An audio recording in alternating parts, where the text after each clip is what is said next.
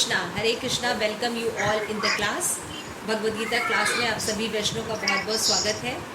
और आज हम पढ़ेंगे भगवद गीता अध्याय 4 दिव्य ज्ञान, ट्रांसेंडेंटल नॉलेज पढ़ेंगे हम। उसका श्लोका नंबर 31 और बहुत ही पूरे भगवद गीता का सबसे स्मॉलेस्ट श्लोका है। तो आप लोग बड़े खुश हो जाइए क्योंकि बहुत छोटा सा श्लोक है। तो सारे बच्चे बहुत खुश हैं, हमारे बड़े भी खुश हैं। तो हम प्रार्थना कर लेते हैं और फिर क्लास शुरू करते हैं। ओम ज्ञानतिमिरान्धस्य ज्ञानांजन शलाकया चक्षुरुन्मीलितं येन तस्मै श्री गुरुवे नमः। श्री चैतन्य मनोभीष्टं स्थापितं येन भूतले स्वयं रूपकथामयं ददाति स्वपदान्तिकं। वन्देऽहं श्री गुरु श्री युगपदकमलं श्री गुरुं वैष्णवांश्च श्री रूपं साग्रजातं सहगण रघुनाथामृतं तं सजीवं साद्वैतं सा अवधूतं परिजन सहित कृष्ण चैतन्य देवं श्री राधा कृष्ण पादान सहगण ललिता श्री विशाखान्वितांश्च। हे कृष्ण करुणा सिंधु दीनबंधु जगतपते गोपेश गोपिका कांते राधा कांते नमस्तुते।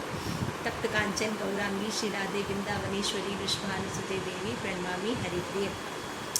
हरे कृष्ण कृष्ण कृष्ण हरे हरे, हरे राम राम राम हरे हरे। श्री प्रभुपाद की जय, भगवद गीता की जय। तो श्लोका पढ़ते हैं।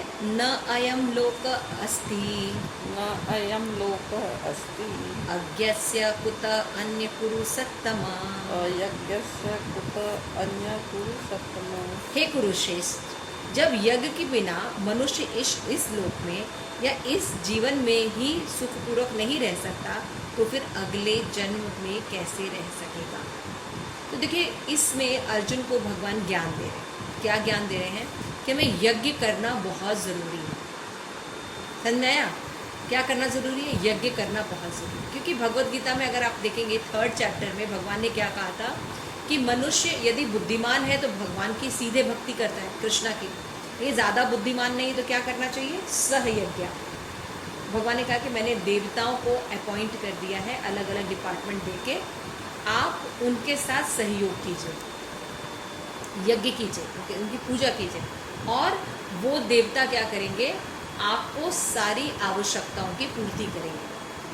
और ये आवश्यकताएं भगवान अगले श्लोक में बोलते हैं, आगे के श्लोकों में, कि ये आवश्यकताएं जो है 7th चैप्टर में भगवान बताएंगे कि ये आवश्यकताएं मेरे द्वारा प्रदत्त है ना। देवताओं में जो शक्ति आती है, देवताओं में जो श्रद्धा होती है ना, मनुष्यों की जो श्रद्धा होती है, ये भगवान इस्टेब्लिश करते हैं। तो भगवान कहते हैं कोई कम इंटेलिजेंट है तो एटलीस्ट क्या करे? देवताओं के साथ सहयज्ञ करे, उनका यज्ञ करे। तो फिर क्या होगा? देवता उनकी आवश्यकताओं की पूर्ति करेंगे। जैसे सूर्य देव हैं, है ना, वो अलग अलग बीमारियों से रक्षा करते हैं।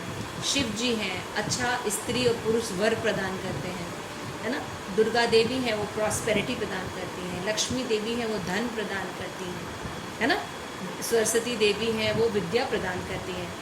तो इस तरह से अलग अलग डिपार्टमेंट है और जिसको जो आवश्यकता होती है वो उस देवी देवता की पूजा करे तो वो देवी देवता क्या करेंगे? आपको वो आवश्यकता पूर्ति कर देंगे। एटलीस्ट इतना तो होना ही चाहिए। भगवान ने ये बताया। फिर 4थे चैप्टर में भगवान बताते हैं कि अलग अलग यज्ञ हैं। द्रव्यमय यज्ञ है, ज्ञानमय यज्ञ है ना, योग यज्ञ है। लेकिन भगवान बताते हैं जो सबसे अच्छा यज्ञ होता है वो यज्ञ कौन सा होता है? ज्ञानमय यज्ञ। ज्ञानमय यज्ञ में क्या होता है? जब व्यक्ति भक्ति करता है तो उसकी जितने जो पाप होते हैं वो नष्ट होते हैं। तो भगवान यहाँ पे कह रहे हैं इसीलिए अर्जुन क्या करो?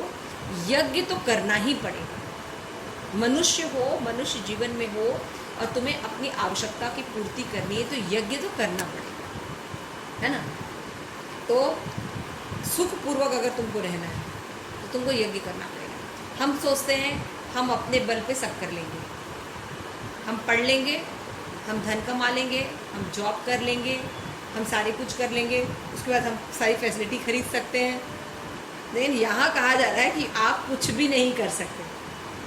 आप अच्छा खासा आपका शरीर रहेगा, अचानक आप बीमार पड़ जाओगे एग्ज़ाम देते समय, है ना। अचानक अगर आपके भाग्य में होगा तो कोई भी चीज़ जो है वो प्राप्त हो जाएगी, और नहीं प्राप्त होने वाली होगी तो आप कितनी भी अपना इंतज़ाम कर लीजिए वो नहीं प्राप्त होगा। इसका मतलब somebody else is governing, कोई और है जो हमें नियंत्रित कर रहा है ना? ऐसा है आप लोगों के साथ? तो हम श्लोका नंबर पढ़ रहे हैं 4.31।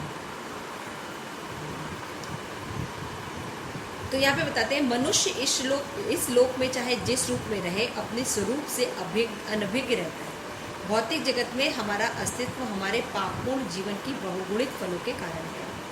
अज्ञान ही पापपूर्ण जीवन का कारण है और पापपूर्ण जीवन ही इस भौतिक जगत के अस्तित्व का कारण है। मनुष्य जीवन ही वह द्वार है जिससे होकर यह बंधन से बाहर निकला जा सकता है। अतः वेद हमें धर्म अर्थ काम मोक्ष का मार्ग दिखलाकर बाहर निकलने का अवसर प्रदान करता है। धर्म या ऊपर संस्कृति अनेक प्रकार के यज्ञ हमारी आर्थिक समस्या को स्वतः हल कर देते हैं। जनसंख्या में वृद्धि होने पर यज्ञ संपन्न करने में हमें प्रचुर भोजन दूध आदि मिल जाता है। जब शरीर की आवश्यकता पूर्ण हो जाती है तो इंद्रियां तुष्ट हो जाती हैं।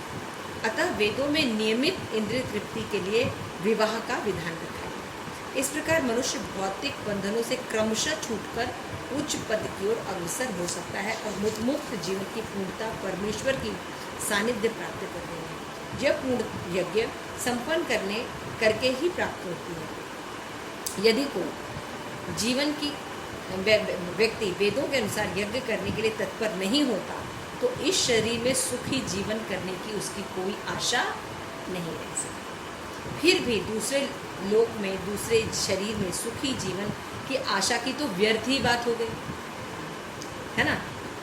अभी ही वो सुखी नहीं रह सकता तो अगले जन्म में वो सुखी रहेगा नहीं रहेगा वो तो अगली ही बात हो गई।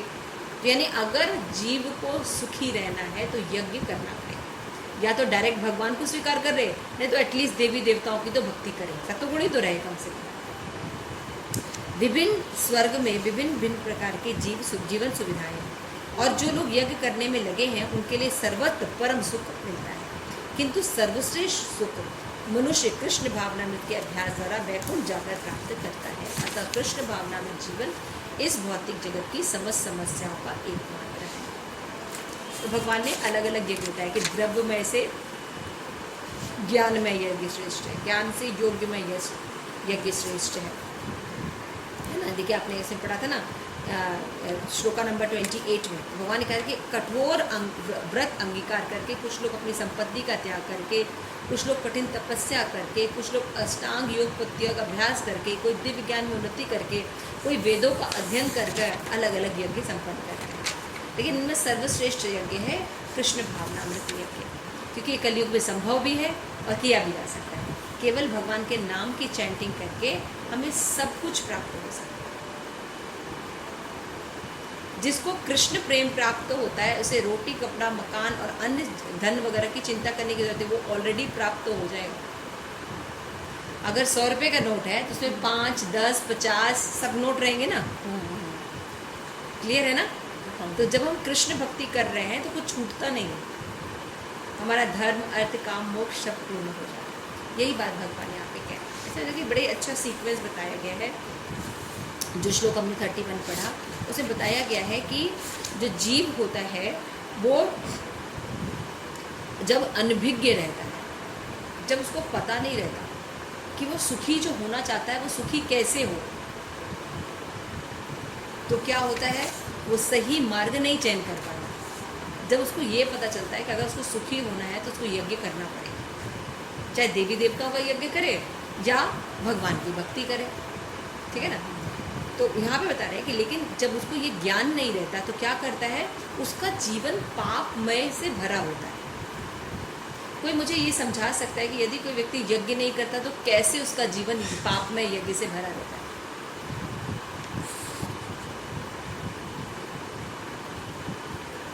नरसिंह स्तुति सोचो।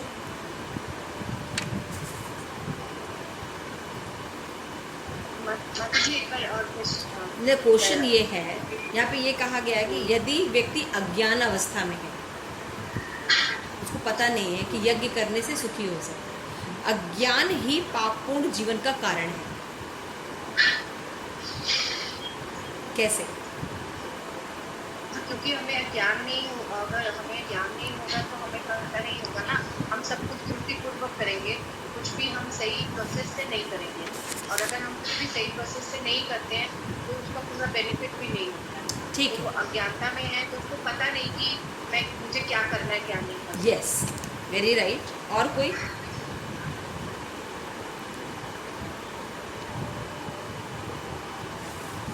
यमुना, भक्ति शास्त्री।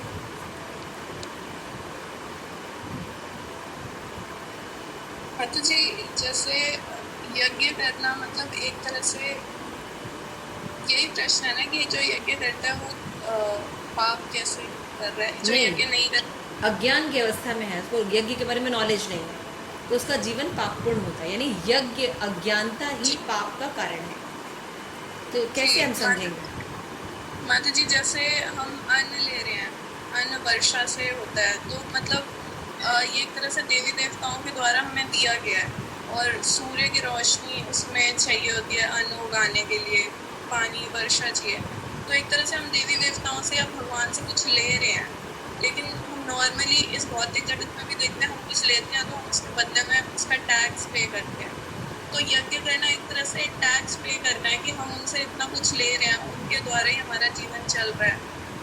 तो यज्ञ हम एक टैक्स की तरह मतलब देवी देवताओं को प्रसन्न करने के लिए करते हैं।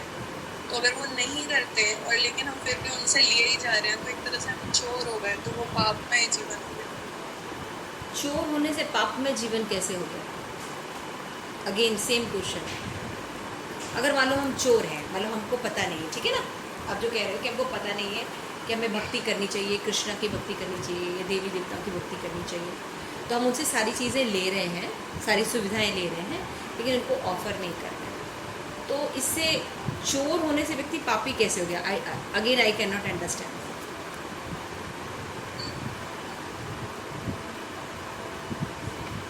मैंने कई बार क्लास में जब बताती हूँ तब लोग लिखते नहीं हो। देखो यहाँ पे प्रभुपाद कह रहे हैं अज्ञानता ही पापपूर्ण जीवन का कारण है, और पापपूर्ण जीवन इस भौतिक जगत के अस्तित्व का कारण है। इस मटेरियल जगत में अगर हम हैं तो हम आए क्यों हैं? क्योंकि हम भगवान बनना चाहते हैं, भगवान से द्रोह है ना। यानी भगवान अगर कोई इंस्ट्रक्शन देंगे, कोई बात कहेंगे, तो वो हमें नहीं मानना, हम अपने मन से काम करेंगे। कोई व्यक्ति अज्ञानी है तो उसको ये नहीं पता होता, जैसे नरसिंह स्तुति ने माता जी ने कहा कि उसको ये नहीं पता होता कि उसका ये कर्म सही है कि गलत है। समझ रहे हैं आप? जैसे कोई व्यक्ति अगर मान लीजिए शराब पीता है, तो क्या भाई कभी कभी तो पी सकते हैं ना, शादी ब्याह है भाई, चलता है उसमें, इसे बुरा क्या है? हम किसी को कोई हार्म तो नहीं पहुंचा रहे हैं ना। ठीक बोल रहा है ना वो व्यक्ति कि भाई हम तो शादी का अवसर है, मेरे फ्रेंड की शादी है, मेरे घर में शादी है, हम शराब पी रहे, लेकिन हम कोई गलत काम नहीं कर रहे हैं। हमने किसी के साथ कुछ गाली गलौज नहीं की, हमने किसी के साथ मारपीट नहीं होता है। भाई शादी का मौका है, हमने कभी कभी तो पी सकते हैं। तो उस व्यक्ति को अज्ञानता में ये नहीं पता कि पाप है शराब पीना।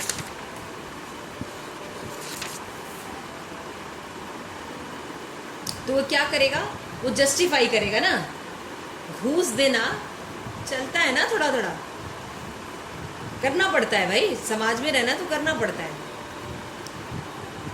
ऐसे थोड़े जीवन चलता है। अरे कभी कभी तो सिगरेट पीना ही पड़ता है ना भाई, ऐसा थोड़ी है, मतलब थोड़ा उठने बैठने हैं, लोग हैं और बड़े बड़े पार्टीज होती हैं, वहाँ पे तो थोड़ा बहुत तो करना ही पड़ता है ना। एक दो रिलेशन मेंटेन करने में क्या दिक्कत है? करना पड़ता है ना, समाज है, जॉब करते हैं, आगे बढ़ना है, तो रिलेशन तो थोड़ा मेंटेन करना पड़ेगा ना एक दूसरे से। बॉस से रिलेशन होना चाहिए, तो फिर उसके सबऑर्डिनेट से रिलेशन होना चाहिए, तब आप प्रगति कर पाएंगे, अदरवाइज आप प्रगति नहीं कर सकते। तो क्या कह रहा है वो व्यक्ति? पापपूर्ण कृत्य कर रहा है, लेकिन उसको जस्टिफाई कर रहा है कि उसको यही नहीं पता होता अज्ञानी व्यक्ति को कि क्या सही होता है और से क्या गलत होता है। इसलिए वो हमेशा कैसे कार्य करता है?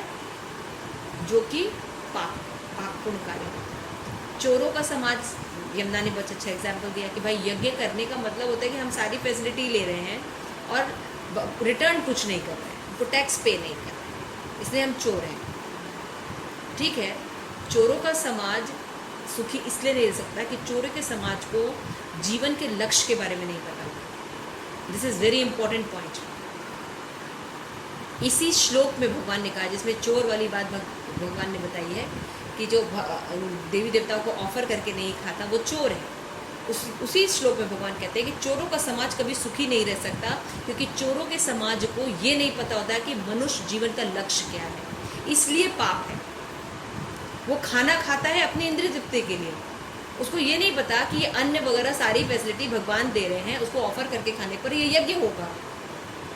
और वो प्रसाद, महाप्रसाद जब खाता है तो वो भवबंधन से निकल जाएगा, लेकिन उसको ये नॉलेज नहीं होता है तो क्या करता है, इंद्रिय तृप्ति के लिए सब कुछ खाता है। क्या खाना चाहिए क्या नहीं खाना चाहिए कोई नॉलेज नहीं है, क्योंकि जीवन के लक्ष्य के बारे में नहीं पता। कृष्णा कॉन्शियसनेस व्यक्ति को क्या पता होता है, जीवन का लक्ष्य पता होता है कि मनुष्य जीवन का लक्ष्य है कृष्ण प्रेम प्राप्त करना।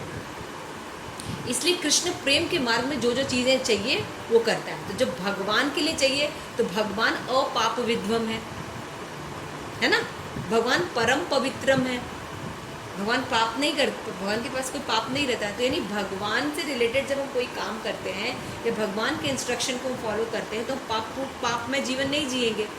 लेकिन जब भगवान के इंस्ट्रक्शन को फॉलो नहीं करेंगे तो हम पाप में जीवन ही तो जिएंगे। क्यों? क्योंकि उसमें जीवन के लक्ष्य के बारे में पता नहीं होता। ये शब्द बहुत इंपॉर्टेंट है, मैं इसलिए बोल रही हूँ क्योंकि ये बात मैं कई बार आप लोगों को बता भी चुकी हूँ कि चोरों का समाज क्यों नहीं सुखी रह सकता। खाली ये बोलना मत, समझना भी चाहिए, क्योंकि चोरों के समाज को जीवन लक्ष्य के बारे में कुछ पता नहीं होता। समझ गए कि मनुष्य जीवन का लक्ष्य क्या है ये नहीं पता। वो सोचते रोटी कपड़ा और मकान, धन कमाना, नौकरी करना ये जीवन का लक्ष्य है, इसलिए वो हर प्रकार के पाप करते हैं। लेकिन जिनको जीवन के लक्ष्य के बारे में पता होता है वो 4 प्रकार के पाप में नहीं पड़ते, क्योंकि जानते हैं वो कलयुग का स्थान है। हाँ, हम भोग लगा हुआ भोजन क्यों खाते हैं? क्योंकि भोग लगाने से भगवान की कृपा प्राप्त हो जाती है उसमें। हम शराब क्यों नहीं पीते? क्योंकि वो भगवान ने मना किया, नशा करने से कोई तपस्या नहीं कर सकता। आप देख रहे हैं तो कृष्ण प्रेम नहीं, लक्ष्य नहीं पता होता है, इसलिए जी ये सब शब्दों का मतलब समझना चाहिए। जब व्यक्ति अज्ञान अवस्था में है तो हमेशा पाप ही करेगा, क्योंकि उसको यही नहीं पता क्या करना चाहिए क्या नहीं करना चाहिए, क्या पुण्य है क्या पाप, उसको पता ही नहीं है ना। फिर इस पर श्री प्रभुपाद कह रहे हैं कि पापपूर्ण जीवन का मतलब क्या है कि ये मटेरियल एग्जिस्टेंस बने रहे, एक के बाद दूसरा शरीर, एक के बाद दूसरा शरीर प्राप्त होते रहे। लेकिन अगर हमें नॉलेज आ जाएगा कि हम शरीर नहीं, हम आत्मा है, और इस संसार में जो दुख पा रहे हैं वो इसलिए पा रहे हैं क्योंकि हमने अपने परम पिता को छोड़ के आए हैं, हमें अपने घर वापस जाना है। तो क्या होगा, वो व्यक्ति ऐसे कार्य करेगा जो कि उसको मोक्ष की तरफ ले जाएंगे। यही बोल रहे हैं ना प्रभुपाद यहाँ पे। तो अगर व्यक्ति भगवान की भक्ति करे तो बेस्ट यज्ञ है, लेकिन अगर नहीं भी करता तो एटलीस्ट देवी देवताओं तक होना चाहिए। लेकिन देवी देवताओं में भी जो शास्त्र में लिखा है उस विधि से पूजा करनी चाहिए। ये नहीं कि डीजे लगा के फिल्मी गाने गाने चाहिए भगवान के सामने। आप समझ रहे हैं? भगवान के नाम पर पंडाल में नशापान, स्त्री संग, ये नहीं कहा गया है। जो शास्त्र के हिसाब से उस देवी देवता की पूजा है वैसे करनी चाहिए, चाहे गणेश की हो, लक्ष्मी की हो, दुर्गा की हो, शिव की हो, जो भी व्रत उपवास जो शास्त्र के हिसाब से रखने हैं करने वैसे करने चाहिए, है ना। तो ये इस बात कह रहे हैं, इससे क्या होगा, उनको प्रचुर मात्रा में जितनी भी फैसिलिटी है वो प्राप्त हो जाएगी। और व्यक्ति क्या हो जाएगा, जब उसकी इंद्रियां तुष्ट हो जाएंगी तो वो ऊपर की तरफ जाएगा, मोक्ष प्राप्त करने की कोशिश करेगा, क्योंकि उसको समझ में आएगा कि जीवन दुखालय है और अगर हमको शाश्वत जीवन चाहिए तो हमें मोक्ष की तरफ जाना चाहिए। और सभी शास्त्र धर्म अर्थ काम मोक्ष 4 बातें तो बताते ही है ना, मोक्ष की तरफ जाना बताते हैं। लेकिन परम मोक्ष क्या है? पंचम पुरुषार्थ, कृष्ण प्रेम प्राप्त करना। ये नॉलेज नहीं होता, ये भक्तों को नॉलेज है। पंचम पुरुषार्थ के बारे में यानी कृष्ण प्रेम के बारे में केवल भक्तों को पता होता है। तो ये बात यहाँ पे श्री प्रभुपाद कह रहे हैं। इसलिए प्रभुपाद कह रहे हैं कि अगर नॉलेज नहीं रहता तो व्यक्ति क्या करेगा, स्वर्ग जाने की ही चेष्टा करेगा, क्योंकि स्वर्ग जाने तक का नॉलेज है उसके पास। तो क्या करता है, कुछ अच्छे काम करता है ना, इस जगत में कुछ अच्छे काम करेगा, दान करेगा, कुआं तालाब इकट्ठा खुलवा देगा, किसी की लड़की की शादी करा देगा, है ना, ऐसे भूखे को खाना खिला देगा, किसी की जान की रक्षा कर देगा, ऐसे कई कार्य समाज में करेगा। और क्या करेगा, क्योंकि उसको वहीं तक का नॉलेज है तो वो स्वर्ग तक का बात करेगा। जबकि बात क्या क्या बताया गया है कि स्वर्ग जो है ये हमारे जीवन का एम नहीं है, ये तो भौतिक जगत का ही एक पार्ट है जिसमें ज़्यादा सुख है। उसमें क्या सुख है कि लाइफ ज़्यादा लंबी होती है और जरा और व्याधि बहुत कम होते हैं, यानी बुढ़ापा और बीमारी नहीं होते। तो लंबी आयु होती है, इसलिए लोग कहते हैं अमर है, लेकिन वहाँ के लोग अमर नहीं होते, लंबी आयु होती है, ठीक है ना। तो कहने का मतलब ये कि जहाँ तक का नॉलेज होता है वहाँ तक करते हैं, इसलिए करते हैं। इसलिए यज्ञ करना बहुत ज़रूरी है यदि आप अपने आप को सुखी होना चाहते हैं। This is the key point. अगर आपको सुखी चाहिए तो आपको सेवा करनी, यज्ञ करना पड़ेगा। यज्ञ या तो सीधे आप डायरेक्ट कृष्ण भक्ति कीजिए तो आप परम लक्ष्य प्राप्त कर लेंगे, और बाय द वे इतने इंटेलिजेंट नहीं है तो एटलीस्ट देवी देवताओं की भक्ति कीजिए। धीरे धीरे वो आपको इंद्रिय तृप्ति देंगे, इंद्रिय तृप्ति से आप सुखी होंगे, फिर वो आपको भगवान की भक्ति प्रदान करने का वरदान देंगे। आप शिव जी की भक्ति कीजिए, दुर्गा की भक्ति कीजिए, गणेश, ये सब वैष्णव हैं। जब वो आप थोड़े थोड़े पवित्र होने लगते हैं इनकी भक्ति करके, तो वो आपको कृष्ण भक्ति प्रदान करते हैं। This is the duty of all देवतास। ये सब भागवतम में एक्सप्लेन किया गया है। श्री प्रभुपाद यहाँ पे बता रहे हैं कि इसलिए बेस्ट होता है कि जीव जो है अपने घर back to home, back to Godhead जाए, तभी वो सभी समस्याओं को हल कर सके। हम सभी अपने जीवन में परेशान हैं और सुखी होना चाहते हैं, राइट? आप लोग सुखी होना चाहते हैं? मैं तो होना चाहती हूँ, है ना। कौन कौन सुखी होना चाहता है, हाथ खड़ा कर सकता है। सभी सुखी होना चाहते हैं। पावनी माता जी भी यहाँ पे हैं, वो भी सुखी होना चाहते हैं, है ना। सब सुखी होना चाहते हैं, तो सुखी होने का रास्ता क्या है? यज्ञ करना। तो बेस्ट है कि कृष्ण भावना भावित यज्ञ करें, और अगर लेस इंटेलिजेंट है तो एटलीस्ट देवी देवताओं के पास रहे, तो भगवान उनकी आवश्यकताओं की पूर्ति कर देंगे। तो देवी देवताओं की भक्ति सतोगुणी बताई गई। और मकबरों की, मकबरे पे जाके चादर चढ़ाना तमोगुणी भक्ति बताई गई। और भूत पिशाच की पूजा करना, किसी व्यक्ति की पूजा करना ना, ये सब भी तमोगुणी भक्ति, ये नहीं करना चाहिए, और लोग इसमें ज़्यादा लगे रहते हैं।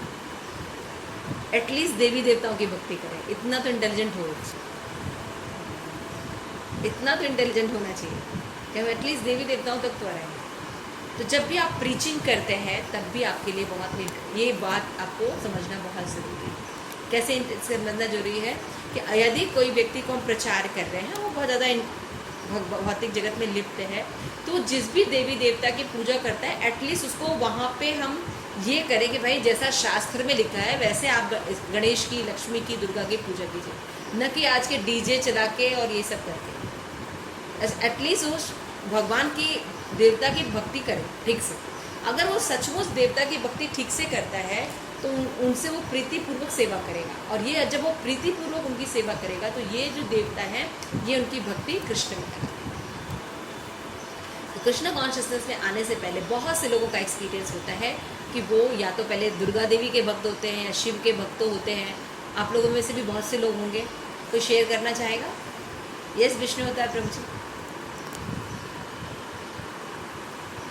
अनम्यूट करिए, अनम्यूट कीजिए।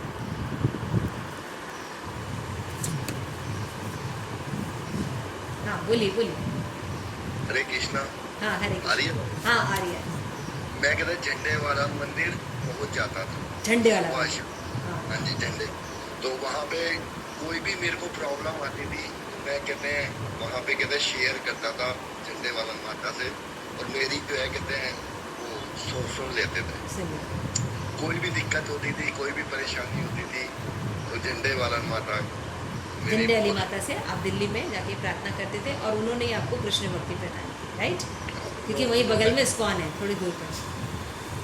नहीं, वो एस्कॉन का तो फिर कहते हैं यशिका ने कहते हैं किया फिर। हाँ वो किया यशिका ने, लेकिन झंडे वाली माता के पास ही वहाँ पे बकायदा मैं कहता है रोता था बकायदा, मतलब कहते हैं, जबकि मेरे ना कहते फ्रेंड भी कहते थे अबे रो क्यों रहा है तू। मैंने कहा भाई मेरा दिल चाहता है तू जा अपना सेवा कर, मेरे को रोने दे। मैं बहुत रोता था, बहुत परेशानियां आती थी, फिर उन्होंने सुन ली मेरी। और आपको अभी कृष्ण भक्ति करके कैसा लग रहा बहुत आनंद है इसमें तो, बिल्कुल बहुत आनंद ही आनंद है ना? कोई टेंशन नहीं रहती ना, जैसे कोई चिंता नहीं रहती। जैसे मैं ना हवा में उड़ता हाँ। हूँ, ऐसे लगता है। ऐसा लगता है कोई हमारा हाथ पकड़ा हुआ है। कितनी बड़ी बड़ी प्रॉब्लम आ जाती है। देखिए अभी आपको चोट लगी है, तब भी आप इतनी स्माइल करके क्लास सुन रहे हैं। अभी अभी अभी अब आप कृष्ण भक्ति नहीं कर रहे होते तो या तो उस व्यक्ति को कोस रहे होते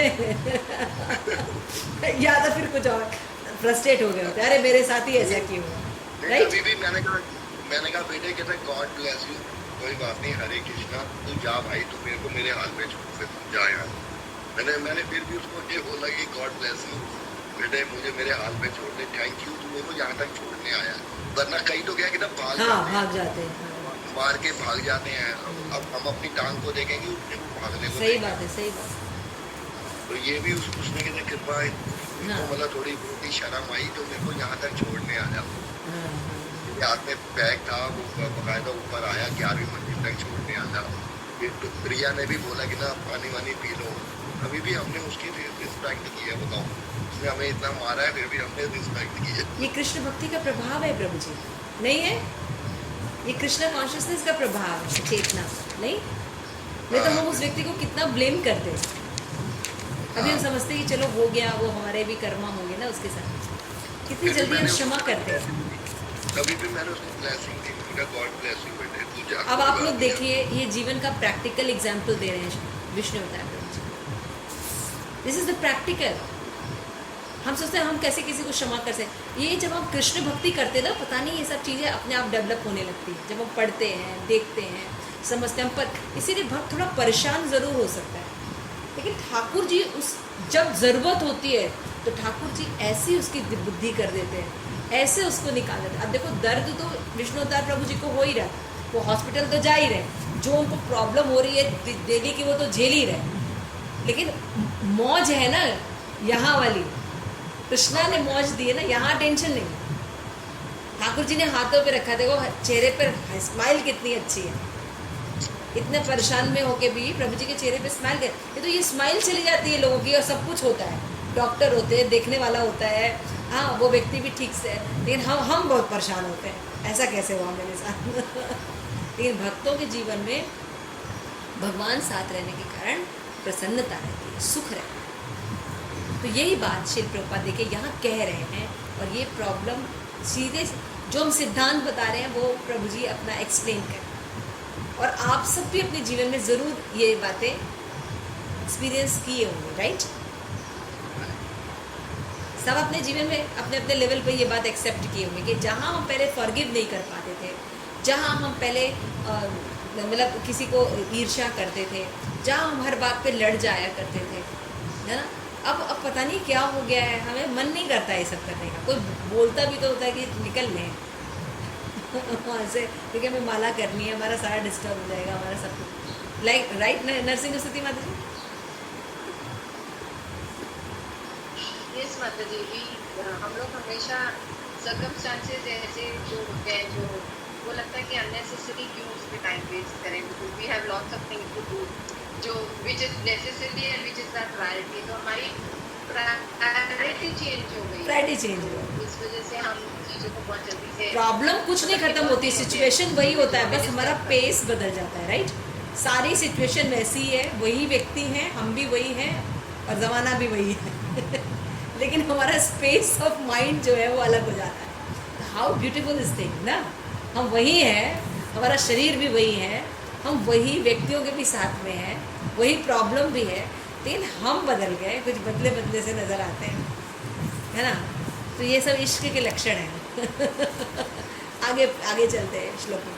तो ये कितनी सुंदर बात भगवान ने की, यदि हमें सुखपूर्वक रहना है तो हमें यज्ञ करना पड़ेगा, क्योंकि यज्ञ करने से व्यक्ति जो है वो इस जीवन में सुखी होता है। तो यदि व्यक्ति यज्ञ नहीं करेगा तो अगले जीवन में कैसे सुखी होगा, प्रश्न ही नहीं उठता। इसलिए व्यक्ति को यदि यज्ञ सुखी होना है तो क्या करना पड़ेगा, यज्ञ करना। और पर हमेशा याद रखिए, अज्ञानता ही पाप का जड़ होता है, हमें पता नहीं है, तभी तो हम पाप करते हैं ना। अज्ञानता पाप का जड़ है, इसलिए ज्ञान लीजिए कि क्या करना चाहिए क्या नहीं करना, क्या करना चाहिए, यज्ञ करना चाहिए। अगर आप कृष्ण भक्ति नहीं कर सकते तो एटलीस्ट देवी देवताओं का यज्ञ कीजिए। तो मैंने ये भी बात कही कि आप जब प्रचार करते हैं तब भी आप ये समझने की कोशिश कीजिए कि अगर कोई देवी देवता में तो वहीं पर वो स्टैब्लिश हो और ढंग से देवी देवता की भक्ति करे, तो वो देवी देवता उसको कृष्ण भक्ति सिखा देंगे।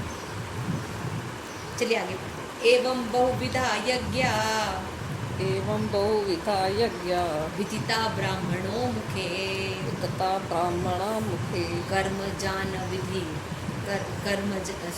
कर्मजान विधितान कर्मजान कर्म जाना विधितान विदितान्वा सर्वान एवं ज्ञात्वा विमोक्षसे। सर्वान एवं ज्ञात्वा विमुक्षसे। ये विभिन्न प्रकार के यज्ञ वेद सम्मत हैं और ये सभी विभिन्न प्रकार के कर्मों से उत्पन्न हैं। इन्हें इस रूप में जानने पर तुम मुक्त हो जाओगे। भगवान क्या कह रहे हैं कि वेदों में कर्ता भेद के अनुसार विभिन्न प्रकार के यज्ञ होते हैं। भाई जो जैसा होता है, किसी को द्रव्य में यज्ञ अच्छा लगता है, किसी को ज्ञान में यज्ञ अच्छा लगता है ना, किसी को योग में यज्ञ अच्छा लगता है, किसी को वेदाध्ययन अच्छा लगता है, किसी को ब्रह्मचर्य जैसे वेदाध्ययन का ब्रह्मचर्य ये अच्छा लगता है, किसी को कर्म योग वाला यज्ञ अच्छा लगता है। तो जो जिसका नेचर है उसके हिसाब से वो यज्ञ करता है। देहात्म बुद्धि में लीन है तो ये इन यज्ञों की व्यवस्था इस प्रकार की है कि मनुष्य अपने शरीर मन बुद्धि के अनुसार संपन्न कर सके। तो ये यज्ञ ऐसा ऑर्गेनाइज ही किया गया है कि जो जैसा है, जिस नेचर का है, वो उस नेचर में रहकर यज्ञ करे। और फिर क्या करे, यज्ञ करने से उसको मुक्ति प्राप्त हो, वो पवित्र हो। यज्ञ करने से होता क्या है, व्यक्ति पवित्र होता है। जब व्यक्ति पवित्र होगा तो उसको कृष्ण भावनामृत बातें समझ में आएंगी। इसलिए यज्ञ करना बहुत जरूरी है। किंतु देह से मुक्त होने के लिए ही इन सब का विधान है। किसी भी यज्ञ का लक्ष्य क्या है कि हम मुक्त हो, पाप से मुक्त हो, मुक्ति की तरफ चले। चाहे वो देवताओं के लिए भी हो तो क्या लक्ष्य क्या होना चाहिए, हम मुक्त हो सकें। इसी की पुष्टि यहाँ पे भगवान अपने श्रीमुख से कह रहे हैं कि बहुत प्रकार के बहुत प्रकार के यज्ञ हैं और सबका वर्णन मैंने किया है, लेकिन यज्ञ करना जरूरी है। श्रेयान द्रव्यमया यज्ञ श्रेयान द्रव्यमयात यज्ञ ज्ञान यज्ञ परम तप ज्ञान यज्ञ परम तप सर्वं कर्म अखिलं पार्थ सर्वं कर्म अखिलं पार्थ ज्ञाने परिसमाप्यते। ज्ञाने परिसमाप्यते। अब भगवान यहाँ पे हायरार्की बता रहे हैं कि कौन से यज्ञ से कौन श्रेष्ठ है। सभी प्रकार के यज्ञों का वर्णन कर दिया और ये कर्ता के कारण ये सब भेद होते हैं, अलग अलग लोग होते हैं, इसलिए अलग अलग यज्ञ भगवान ने बनाए, है ना। अब बता रहे भगवान कि कौन सा यज्ञ किससे श्रेष्ठ है। तो यह बता रहे हैं द्रव्य यज्ञ से ज्ञान यज्ञ श्रेष्ठ है। द्रव्य मतलब पैसा, है ना। द्रव्य मतलब पैसे वगैरह का ही चाहिए, तो लक्ष्मी की पूजा कोई करते हैं, ये करते हैं। उन यज्ञों से ज्ञान यज्ञ श्रेष्ठ है। भगवान आत्मा के बारे में, शरीर के बारे में, इस जगत में मुक्ति के बारे में जो ज्ञान होता है वो श्रेष्ठ है। हे पार्थ, अंतोगत्ता सारे कर्म फलों का अवसान दिव्य ज्ञान होता है। आप कोई भी यज्ञ कीजिए, यज्ञ करने का मतलब क्या होता है, पवित्र होना। अपवित्र होने से ज्ञान प्राप्त होता है, ये ध्यान रखिए। अगर आपको ज्ञान चाहिए तो आपको यज्ञ करना पड़ेगा। आपको सुखी होना है तो आपको यज्ञ करना पड़ेगा। अगर आपको बंधन से मुक्त होना है तो आपको यज्ञ करना पड़ेगा। ये भगवान बार बार बता रहे हैं, यानी हर हाल में आपको यज्ञ करना पड़ेगा। और द्रव्य यज्ञ से क्या हो सकता है, ज्ञान यज्ञ श्रेष्ठ है। और तुम कोई भी यज्ञ करो, उससे उत्पन्न क्या होता है, ज्ञान। समस्त यज्ञों का यही एक प्रयोजन है कि जीव को पूर्ण ज्ञान प्राप्त हो, जिससे वे भौतिक कष्टों से छुटकारा पाके अंत में परमेश्वर की दिव्य सेवा कर सके। तो भी इन सारे यज्ञों की विविध क्रियाओं में रहस्य भरा हुआ है और मनुष्य को यह रहस्य जान लेना चाहिए। कभी कर्ता की श्रद्धा के अनुसार यज्ञ विभिन्न रूप धारण कर लेते हैं। जब यज्ञकर्ता की श्रद्धा दिव्य ज्ञान के स्तर तक हो जाती है तो उसे ज्ञान रहित द्रव्य यज्ञ करने वाले से श्रेष्ठ माना। धन धान्य की प्राप्ति के लिए जो यज्ञ किया जाता है उससे श्रेष्ठ यज्ञ क्या है, ज्ञान है। जब व्यक्ति पवित्र हो जाता है तो ज्ञान यज्ञ है, ठीक है। क्योंकि ज्ञान यज्ञ के बिना भौतिक स्तर पर ही व्यक्ति रहता है। क्यों श्रेष्ठ है? It is a very important है। What is that important? कि ज्ञान के बिना भौतिक स्तर पर रह जाता है। यदि व्यक्ति को ज्ञान नहीं है तो हमेशा भौतिक स्तर पर है, और भौतिक स्तर का मतलब है दुख। तो उससे कोई आध्यात्मिक लाभ नहीं होगा। देखिए, ये सब जो सीक्वेंस में बार बार बताती हूँ, आप लोगों को लिखना चाहिए। जैसे मैंने एक कीवर्ड बताया कि कोई भी व्यक्ति चोर है या कोई भी व्यक्ति अकृतज्ञ है तो सुखी क्यों नहीं हो सकता? क्योंकि उसको मनुष्य जीवन का लक्ष्य नहीं पता। उसी तरह से यहाँ पे बता रहे हैं कि द्रव्य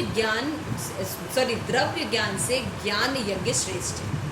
क्यों श्रेष्ठ है? क्योंकि ज्ञान यज्ञ के बिना हम भौतिक स्तर पर ही रहते हैं। This is the reason. अगर हमें ज्ञान नहीं होगा तो मटेरियल वर्ल्ड में ही रहेंगे ना, हम भगवत धाम जाने का प्रयास ही नहीं करेंगे। तो हम कोई भी आध्यात्मिक लाभ जो करना चाह रहे हैं वो हमें नहीं मिलेगा जब तक हमें ज्ञान नहीं होगा। तो ज्ञान की उन्नति के बिना यज्ञ भौतिक कर्म बना रहता है। It is a very important line. कोई भी व्यक्ति को अगर ज्ञान नहीं है, दिव्य ज्ञान नहीं है, तो वो कुछ भी कर रहा है। देवी देवता की पूजा कर रहा है, अमरनाथ जा रहा है, 16 सोमवार के व्रत कर रहा है, सभी जलों में स्नान कर रहा है, कुछ भी कर रहा है, कई प्रकार के दान कर रहा है, ये सब भौतिक स्तर पर ही रहेगा। और भौतिक स्तर पर रहने का मतलब बंधनों में रहना। समझ गए? ये बात समझ में आ रही है कि यदि व्यक्ति ऊपर नहीं उठेगा यज्ञ में, नीचे ही यज्ञ करता रहेगा, द्रव्य यज्ञ करता रहेगा, तो क्या होगा? उसको ज्ञान प्राप्त नहीं होगा। और ज्ञान के बिना हम उन्नति नहीं कर सकते। तो हम जो भी काम करेंगे वो भौतिक स्तर पर रहेगा और वो बंधन देगा। तो जब तक ज्ञान नहीं होगा, ज्ञान का मतलब दिव्य ज्ञान कि हम ये शरीर नहीं, आत्मा है, हम भगवान के अंश हैं, ये सब ज्ञान जब तक व्यक्ति को नहीं होगा तब तक उसका जितना भी कार्य रहेगा वो भौतिक ही रहेगा। चाहे वो प्राइम मिनिस्टर बन जाए, चाहे वो कितने भी ऊंचे पद पर बन जाए, चाहे वो अपने आप को कितना भी धर्मज्ञ बताए, लेकिन उसका सारा कार्य क्या रहेगा? भौतिक। इसीलिए इस्कॉन ज्वाइन कर लिया ठीक है, हमने गोपी ड्रेस भी पहन लिया वो भी ठीक है, तिलक लगा लिया वो भी ठीक है, जन्माष्टमी में नाच लिया वो भी ठीक है, अलग अलग धाम दर्शन कर रहे हैं वो भी ठीक है ना, बच्चों के प्रोग्राम कर रहे हैं, बड़ों के प्रोग्राम कर रहे हैं वो भी ठीक है, लेकिन इससे ज्ञान नहीं डेवलप हो रहा है, नॉलेज नहीं आ रहा है, हम भगवत गीता को समझ नहीं रहे हैं, तो सब भौतिक है। कीर्तन पूजा लाभ प्रतिष्ठा हो गई, अर्चा विग्रह सेवा पूजा लाभ प्रतिष्ठा हो गई, राजभोग सेवा और आपका क्या हो गया? यही सब रहेगा, भौतिक स्तर हो जाएगा। आध्यात्मिक कार्य करके भी भौतिक बने रहेंगे अगर दिव्य ज्ञान नहीं है। समझ में आ रहा है कितना इम्पोर्टेंट है? देखिए ज्ञान तो द्रव्य में यज्ञ करना। भाई शुरू में हम जाएं, भगवान की भक्ति करें, मंदिर में भी जाए, सेवा करें, राजभोग करें, अर्चा विग्रह सेवा करें, है ना, कीर्तन करें, जो सेवा मिल रही है करें, लेकिन धीरे धीरे हमें ज्ञान लेना चाहिए उससे कि हम भगवान की भक्ति कर रहे हैं, हम राधा रानी की सेवा कर रहे हैं, कोई देख रहा है या नहीं देख रहा है, हमें अच्छे से काम करना है, सफाई से काम करना है, भगवान के लिए सब कुछ करना है ना, अपना बेस्ट देना है। तो ये सब होना चाहिए। क्यों करना है? क्योंकि राधा रानी हमें देख रही होगी किचन में, और जो व्यक्ति सेवा करता है तो उसी को तो बुलाएंगे वहाँ पे, क्योंकि वहाँ जाके उसको सेवा करना है। और जो मेरी तरह होता है ना, वो क्या करते हैं? सबको काम बता के अपने बैठ जाते हैं, तुम ये कर लो, तुम ये कर लो, तुम ये कर लो, फिर हम बैठ जाते हैं। तो हम लोग यहीं रह जाएंगे, और आप लोग को जो बता दिया ना, आप ये कर लो, आप ये कर लो, आप ये कर लो, आप लोग लगे रहेंगे, तो आपको राधा रानी ले जाएंगे। और हम जो बहुत स्मार्ट बन रहे हैं, यहाँ पे पंडा बने रहते हैं, तो क्या होगा हमारा? हम यहीं बैठे रहो, वहाँ यहीं बेटा तुम यहीं बैठे रहो, यहीं अच्छे लगते हो, वो काम करने वालों को भेज दो मुझे, वो काम करेंगे, है ना। तो यही होता है, ऐसे ही होता है। तो यही बात भगवान यहाँ पे समझा रहे हैं कि दिव्य ज्ञान के स्तर तक पहुँचना ही चाहिए। नहीं तो क्या होगा, सारे कर्म जो हैं वो भौतिक बने रहेंगे, हम आध्यात्मिक स्तर पर हमारे कर्म नहीं हो पाएंगे। ये बहुत बड़ी प्रॉब्लम है। तो चेतना के अनुसार यज्ञ कर्म कभी कभी कर्मकांड कहलाते हैं, तो कभी ज्ञान कांड। यज्ञ जो है वही श्रेष्ठ है जिससे ज्ञान प्राप्त हो। कौन सा यज्ञ श्रेष्ठ है? जिससे ज्ञान प्राप्त हो। तो हम लोग का चैतन्य महाप्रभु का जो यज्ञ है सब सर्वश्रेष्ठ है। हरे कृष्णा कृष्ण कृष्णा हरे हरे, हरे राम राम राम हरे हरे। अपना माला कीजिए और बेस्ट सिचुएशन में रहिए। तो भाई ज्ञान प्राप्त करने के लिए कहाँ जाना चाहिए? मान लो कृष्णा बता दी ठीक है भाई ज्ञान यज्ञ श्रेष्ठ है, तो भैया ज्ञान अपने आप तो आएगा नहीं। तो अब भगवान बता रहे हैं कि तुम्हें ज्ञान कैसे प्राप्त हो। बहुत फेमस श्लोक है भगवद गीता का 4.34, तद्विधि प्रणिपातेन तत्विधि प्रणिपातेन परिप्रश्नेन सेवया परिप्रश्नेन सेवया उपदेशयन्ति ते ज्ञानम् उपदेशयन्ति ते ज्ञानं ज्ञानिना तत्त्वदर्शिना। ज्ञानिना तत्त्वदर्शिना। आप लोग होमवर्क लिखिए, ये श्लोक आप लोग याद करिएगा, अगले बार हम सुनेंगे। एक बार हम और पढ़ देते हैं। तद्विधि प्रणिपातेन परिप्रश्नेन सेवया परिप्रश्नेन सेवया उपदेशयन्ति ते ज्ञानम् उपदेशयन्ति ते ज्ञानिना तत्त्वदर्शिना। ज्ञानिना तत्त्वदर्शिना। इसको मोबाइल में रिकॉर्ड कर लीजिए, चिट बना लीजिए, हर जगह चिपका दीजिए जहाँ जहाँ आप देख सकते हैं, अपने बुक में हर जगह बार बार पलट पलट के याद कीजिए। तद्विधि प्रणिपातेन परिप्रश्नेन सेवया उपदेशयन्ति ते ज्ञानम् ज्ञानिना तत्त्वदर्शिना। अपने मोबाइल में अपनी आवाज़ में रिकॉर्ड कीजिए और बार बार सुनते रहिए, आपको याद हो जाएगा। तुम गुरु के पास जाकर सत्य जानने का प्रयास करो। भाई अब ज्ञान कहाँ से प्राप्त होगा? गुरु के द्वारा। जो प्रमाणिक गुरु हैं उनके शरण में चले जाओ, क्योंकि उनको पता है। और उनसे कैसे हमें व्यवहार करना है? उनसे विनीत होकर जिज्ञासा। प्रणिपातेन परिप्रश्नेन सेवया। अगर आपको प्रश्न पूछना है तो पहले तो विनीत होना पड़ेगा और उस व्यक्ति की सेवा करनी चाहिए। यहाँ तो कोई कुछ करता नहीं। यहाँ तो माता जी ये कौन सा प्रश्न है? गुरु महाराज कौन सा प्रश्न है? ये प्रश्न है। सेवा तो बहुत हाँ वो हम आके करेंगे, अभी हम बहुत बिजी हैं। तो लेकिन यहाँ बताया जा रहा है कि हम्बल होना चाहिए, विनीत होना चाहिए और उस व्यक्ति की सेवा करनी चाहिए। सेवा करके जिज्ञासा करनी चाहिए। दिस इज़ द रूल, है ना। अभी तो क्या होता है कि शादी होती नहीं कि पत्नी चाहती है कि उस पति पे कब्जा हो जाए, जबकि हमारी सभ्यता में होता है कि पत्नी पहले सेवा करती है। देवहूति ने 1 साल तक पहले कर्दम मुनि की सेवा की थी, तब कर्दम मुनि ने कहा कि मुझे जो ज्ञान है वो तुम्हें प्राप्त हो जाए। लेकिन आजकल की पत्नियाँ बिना सेवा किए ही सब कुछ, बैंक बैलेंस क्या, कितनी तुम्हारा सब कुछ है मुझे ही दे दो, मेरे हिसाब से चाहिए, है ना। इसी तरह पति उल्टा कर लीजिए। मेरे पति चाहता है कि बस पत्नी मेरी सेवा ही करे, है ना। ये भी करे, वो भी करे, वो भी करे, वो भी करे, कमाए भी बाहर जाके, घर के भी सारे काम करके करे, और मेरे सारे कपड़े भी प्रेस करके के हाथों में दे, खाना बना के प्लेट में लगा के दे, है ना। फिर पूछे और कुछ खाना है और भी बना देती हूँ, है ना। लेकिन वो उसकी सेवा नहीं करता, उसको प्रेम नहीं प्राप्त कर पाएगा ना, समझ रहे हैं। तो बिना सेवा के या बिना उस व्यक्ति की सेवा किए हुए हमें प्रश्न नहीं पूछना चाहिए। जब बताएं विनीत होना चाहिए और फिर सेवा भाव के द्वारा जिज्ञासा होनी चाहिए, चैलेंज नहीं होना चाहिए। हमें देखें इनको कितना आता है। आज हमने ये श्लोक पढ़ा है, चलो देखते हैं कि हमारे जो लीडर है उनको ये आता है कि नहीं आता है। ये सब नहीं करना चाहिए। जिज्ञासा होनी चाहिए। हाँ मेरा ये प्रश्न है, मुझे समझ में नहीं आ रहा है, या यहाँ मुझे प्रॉब्लम हो रही है, ये जिज्ञासा करनी चाहिए। ये सब होना चाहिए। तो स्वरूप सिद्ध व्यक्ति क्या करेंगे? तुम्हें ज्ञान देंगे, क्योंकि उन्होंने सत्य का दर्शन किया। वो सत्य का दर्शन कैसे करते हैं? जैसे हम सूर्य को देखते हैं, हम सब सन को बहुत आराम से देख सकते हैं ना, हम सब सूरज को देख सकते हैं, आराम से देख सकते हैं, सीधे सीधे दिखाई देते हैं।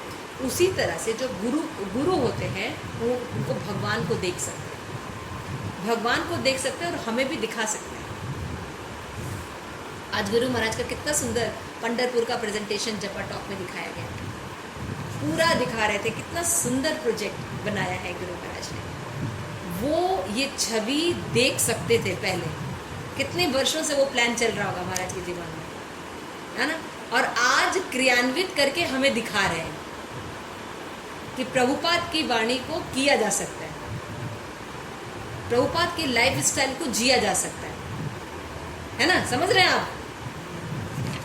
उन्होंने पहले दर्शन किए हैं ना, तभी वो हम लोग से बोले अरे बिना लेसन प्याज के कैसे रहेंगे, शादी पार्टी में कैसे जाएंगे हम तो इतनी छोटी बात पर अटक जाते हैं। और गुरु लोग वो तत्व का दर्शन कर रहे होते हैं, इसलिए हमारे लिए सारी क्रिएशन भी करके जाते हैं, सिचुएशन क्रिएट कर सकते हैं।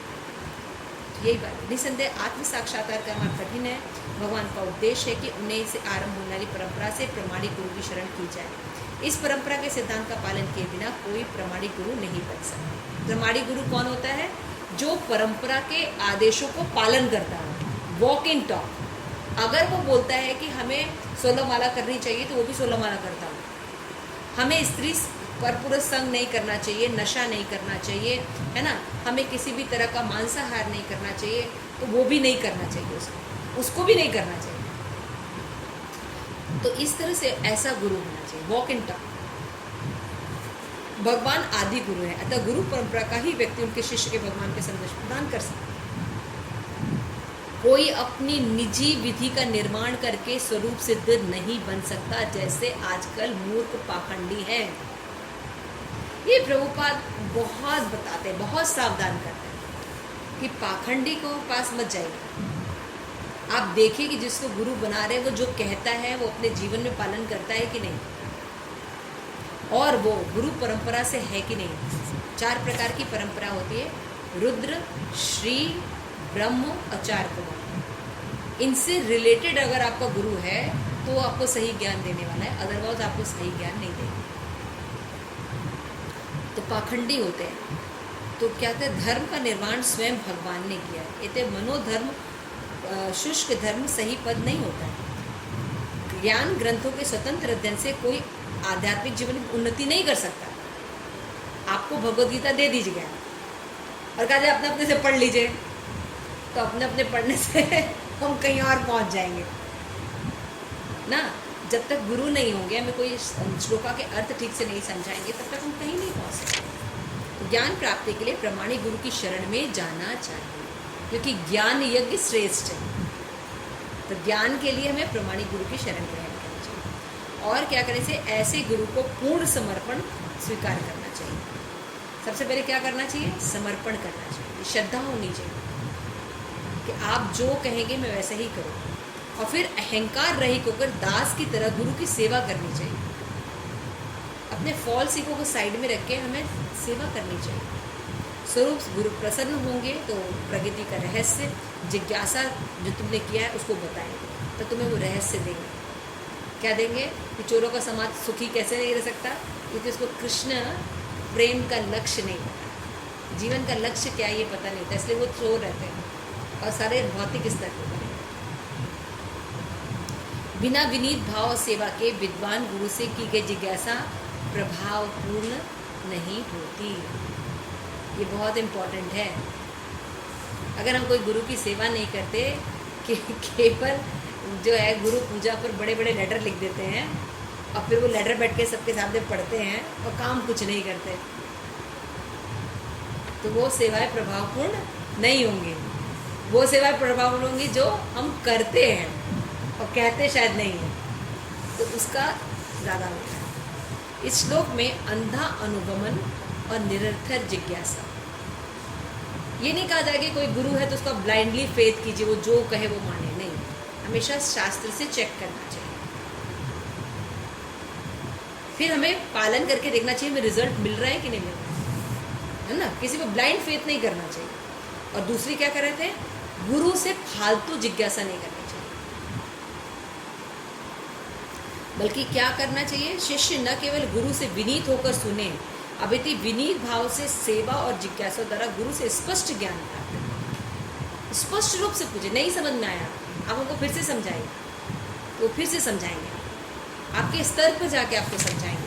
बात क्लियर होनी चाहिए, इसका मतलब ये है। जब हमको क्लियर नॉलेज रहेगा तो हम क्लियर पालेंगे। प्रामाणिक गुरु स्वभाव से शिष्य के प्रति दयालु होते हैं। तो बहुत इंपॉर्टेंट बात। अगर कोई सच में स्वरूप सिद्ध व्यक्ति रहता है तो वो दयालु होता ही है। आप उसकी सेवा कीजिए ना कीजिए, आप अगर उससे प्रश्न पूछेंगे तो वो आपको उत्तर देंगे ही। यदि शिष्य विनीत हो और सेवा में तत्पर है तो ज्ञान और जिज्ञासा का विनिमय पूर्ण हो जाता है। ये लाइन बहुत इंपॉर्टेंट है। लेकिन यदि हम विनम्र रहते हैं और विनम्र भाव से सेवा पूर्वक उनके जिज्ञासा करते हैं तो इस ज्ञान के और विनम्रता के प्रभाव से, विनिमय से क्या होता है, हमारी जो भक्ति है वो हृदय में उजागर होगा। सेवा भाव से और हम्बलनेस से हमें ज्ञान समझ में आता है, इसलिए हमें होना चाहिए।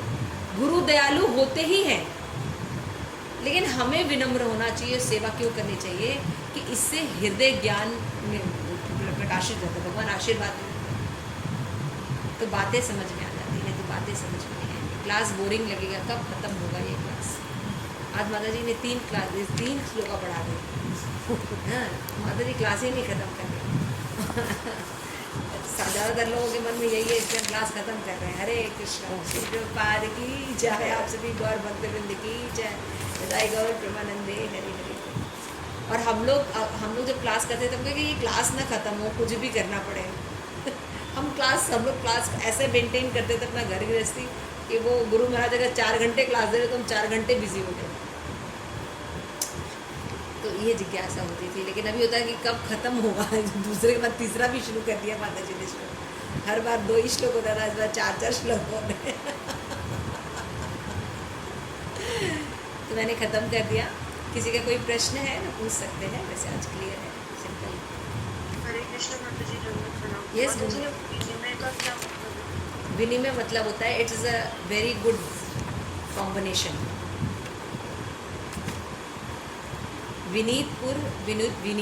विनयता यानी हम्बलनेस और सेवा, इन लोग इसका आपस में विनिमय मतलब संबंध बहुत अच्छा है।